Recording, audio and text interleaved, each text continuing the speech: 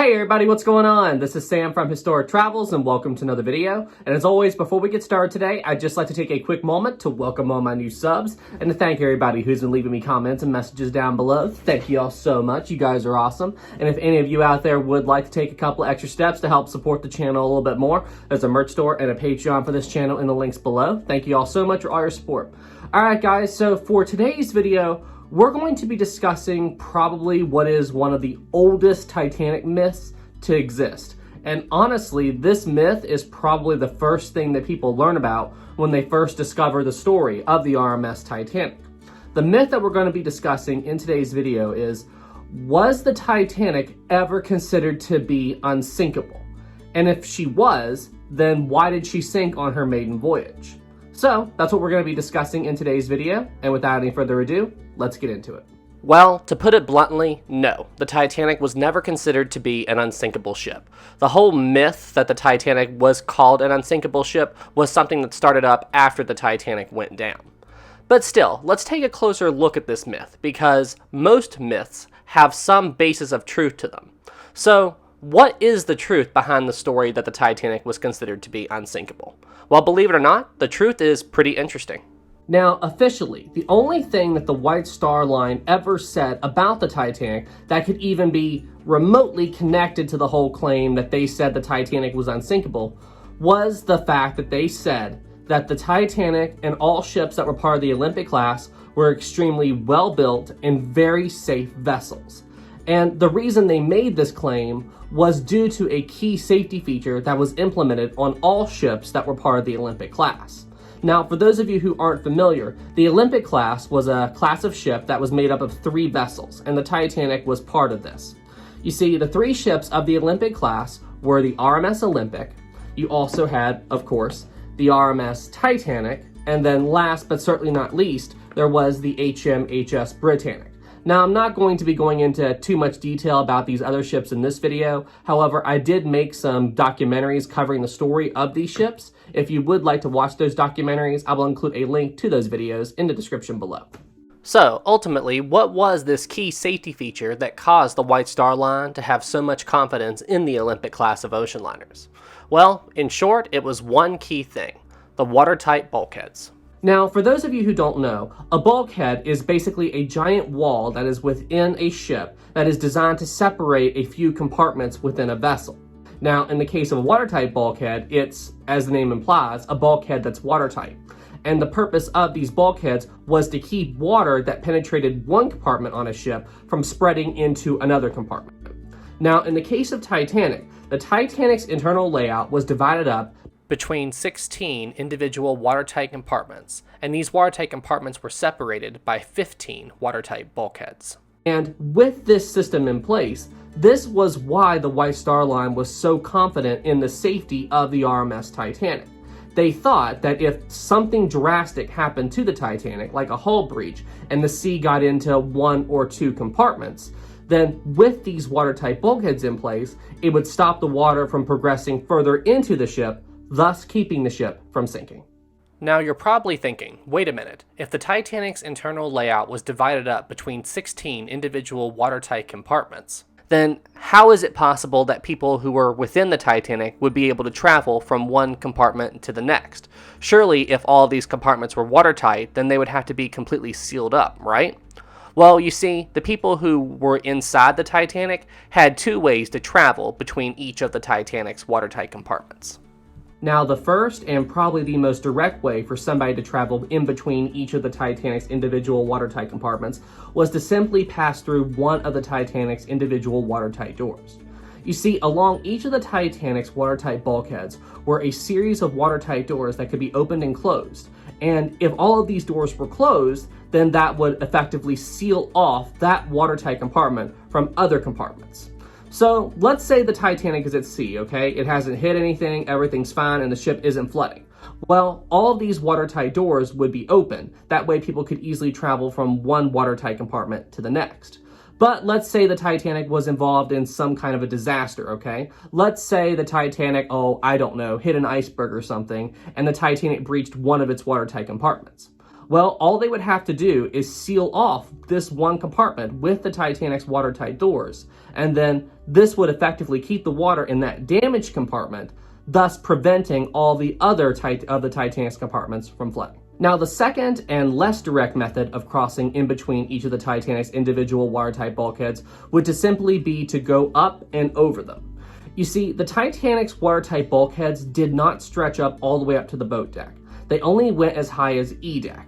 And at the top of the watertight bulkheads, well, they weren't sealed up. So all someone had to do was, if they wanted to travel from one compartment to the next and not go through the watertight doors, would be to simply go up to D deck, and then from there, travel back a bit, then go back down into the next compartment. That would be how you would go from one watertight compartment on the Titanic to the next compartment if you did not want to use the watertight doors. Now you're probably thinking, wait a minute, if the Titanic's watertight bulkheads didn't go all the way up to the boat deck, they only went up as high as E deck, and they weren't sealed up at the top, wouldn't all the water have to do if one compartment was breached and flooding is simply fill up that compartment and then it would overflow into the next compartment and cause the ship to sink? Well, under normal circumstances, you are correct. Water would do that. However, if only one watertight compartment was breached on the Titanic, the water wouldn't be able to. And in case you're wondering why, well, it has to do with something I like to call the laws of physics. You see, according to the laws of physics, water will not flood inside of a ship higher up within the ship than where the water currently exists on the ship's outside. So another way to think of it is like this. So let's say you've got the Titanic right here and it breached one watertight compartment right around here, okay? And this one compartment was flooding. The ship is resting pretty level in the water, all right? With that one watertight compartment breached, it wouldn't really drag the bow of the Titanic down too low. So what would happen is the water would flood that compartment, reach the point where the Titanic is currently resting in the water, and then the water would stop flooding because the water on the inside of the ship matched the water level that is outside the ship. So with Titanic and with the way that they had designed these watertight bulkheads, the water simply would not be able to get up high enough inside the Titanic to spill over the tops of the bulkheads if one or two of the Titanic's watertight compartments were breached. This is why they didn't seal up the bulkheads at the top. They didn't think it was necessary because it would take a very, very extreme situation for the Titanic to be in for the Titanic's bow to be able to sink low enough for the water to be able to spill over the tops of the bulkheads and travel further into the ship with the watertight bulkheads shut. So, with that information in mind, that brings up another question. How many watertight compartments could be breached on the Titanic before the water would be able to spill over the tops of the bulkheads? Well, the answer to that question is a little bit complicated.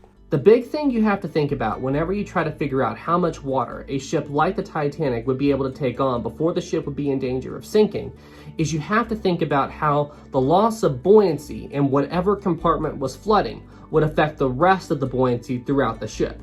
Because the only way a ship like the Titanic would be able to remain afloat if the vessel was taking on water is if the dry sections of the ship could resist the loss of buoyancy in the area of the ship that was flooding. So another key thing you have to think about here is that these compartments on the Titanic, well, each compartment had its own variety of items located within it, and the weight of these items within these compartments could also play a factor. So let's say you had 3 watertight compartments breached at the front of the Titanic, and this caused the bow of the Titanic to sink down a bit. Well, you see, there really wasn't anything that heavy located in those first 3 compartments that would really play a role in causing the Titanic's bow to sink down any lower if the ship lost buoyancy in those sections. Remember, weight is key here. However, that wouldn't be the same for the back of the ship. You see, if the Titanic had 3 watertight compartments breached right around here, in between the 3rd and 4th funnel and further aft, well, you see, the Titanic could not remain afloat with that much damage right there at the back of the ship. This is because the heaviest objects on the Titanic are located in that area, the ship's engines.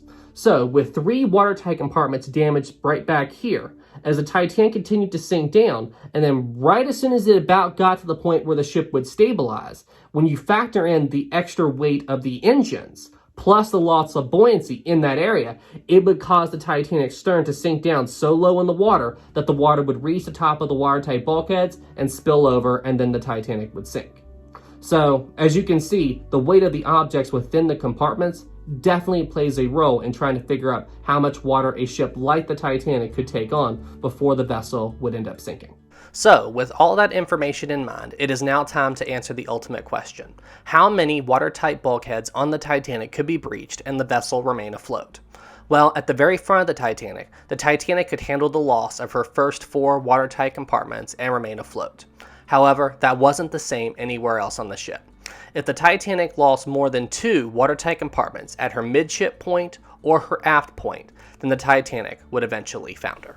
Now, it really didn't bother the White Star Line all that much that the Titanic couldn't handle as much damage done to the back of the ship as it could the front. Because honestly, most of the time when a hull is breached on a ship, it's going to happen at the front of the vessel when that ship eventually hits something. So honestly, they thought it was better to have it be tougher at the front than the back anyway.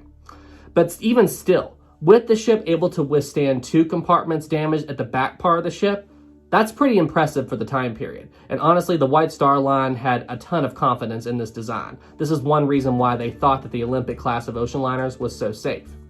And believe it or not long after the Titanic's sister ship Olympic entered service, they got their first real test of the watertight bulkhead system. And believe it or not, it worked better than what they possibly could have imagined. Not long after the Titanic's sister ship, the RMS Olympic, entered service, it was involved with a collision with a Royal Navy ship known as the HMS Hawk. As a result of the collision, 2 of the Olympic's aft watertight compartments were completely flooded, but the crew of the Olympic simply sealed up those watertight compartments on the Olympic, and the Olympic was able to make it back to port.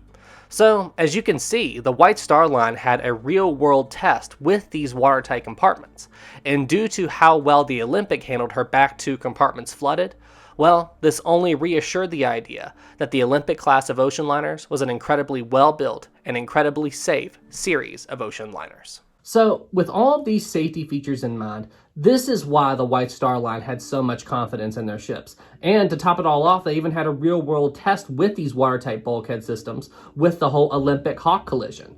So, I mean, I don't blame them for having confidence in the Olympic class, wouldn't you? I know I certainly would. And there was one other safety feature that these ships had that I have not yet mentioned in this video. Some of the watertight doors on the Olympic class, now not all of them, but a good number of them, well, they could be closed electrically by simply throwing a switch on the bridge. So, with all of these factors of safety, these vessels were considered incredibly safe. One representative by the White Star Line, or from the White Star Line, I should say, simply said that if a ship is safer, we don't know how to make her. So, what this means is they never claimed that the ship was unsinkable, but they claimed that these ships were as safe as humanly possible. Now, in terms of the whole origin of the "this ship is unsinkable" myth, what I think happened is, I think it's possible that some low-level White Star Line employees, like maybe a ticket agent or something, maybe told some of the customers, "Oh yeah, the Titanic, that's that unsinkable ship, it's right over there, isn't she awesome?" And then maybe some of the passengers on the Titanic said, "Oh yeah, this ship's unsinkable." You know, I think it was more spread by word of mouth, not an official claim by the company. And then after the Titanic eventually sank, I think that this myth just took off. And then later on, decades later, the Titanic just continued to carry on this reputation of the unsinkable ship that sank on her maiden voyage. I think this is the most plausible explanation as to where the theory came from. But as stated earlier, the White Star Line never claimed that the Titanic was unsinkable. So, with all of these safety features in mind, what ultimately went wrong on the night that the Titanic sank? How did one small collision with an iceberg sink the world's biggest and safest vessel? Surely the Titanic, with all of these safety features, should have been able to withstand the impact with this iceberg easily. Well, you see, what ended up happening was, the Titanic's collision with the iceberg caused more damage to the Titanic than what you could possibly imagine. Of the Titanic's 16 watertight compartments, when the Titanic hit the iceberg, the first 6 were opened up to the sea. With that kind of damage, there was nothing the crew of the Titanic could do to save the ship. The Titanic lost so much buoyancy in the bow as a result of this impact that the water was able to easily spill over the tops of the watertight bulkheads and continue to travel aft further and further into the ship until the Titanic would eventually founder at 2:20 a.m. on April the 15th, 1912. So, yeah, now you all know the true story behind the whole myth that the White Star Line officials claimed the Titanic was unsinkable before the ship headed out to sea on her maiden voyage. You now know that that simply was not true, but, you know, on top of that, you all also have a better understanding into the origin of this myth. You know, all of you watching this video now have a good grasp as to how this myth came to be in the first place. You know, we talked about what was officially said by the White Star Line. We talked about why they thought that when we discussed the safety features of Titanic in the first place. And you know something else? We didn't even discuss all of the Titanic safety features in this video. We didn't even discuss the pumps that they had on board the Titanic that they could use to pump out the seawater. Now, the big reason why I didn't really go into them too much in this video until here at the end was they weren't put on the Titanic to deal with catastrophic flooding. They were mostly there to help keep the ship level and get rid of excess water. But still, they were able to use them to help slow down the rate that the Titanic was sinking, which is why I decided to put them here in the end of the video. But I guess you could call that another safety feature of Titanic, even though they weren't really designed for that, but you know what I mean. Anyway, guys, hey, if you enjoyed this video, be sure you leave it a like, be sure to subscribe, and thank you all so much for watching. You all are awesome. Oh, and if you are looking for something else to watch after this video, I did another video with my friend Jesse where me and him checked out a Stormworks Titanic creation. If you would like to watch that video, I will include a link to that video in the description below. Oh, and stay tuned for the end of this video. I do have a blooper for you. All right, y'all. Well, hey, y'all stay safe out there, and I'll see you in the next one. Have a good day, everybody. Special thanks to my captain level Patreon supporters, Jeffrey Clayton, Dakota Charbonneau, Moosh, and Greg Gallick. Thank you all so much for all the support.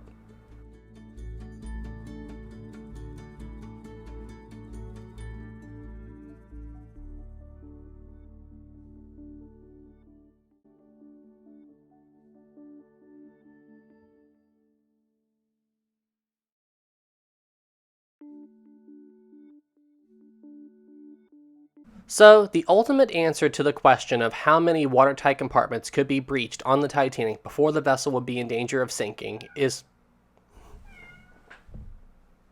Hi, kitty. In case you all hear that, that is my cat meowing, or I should better say my sister's cat. I think I'm going to put this in as a blooper at the end of the video.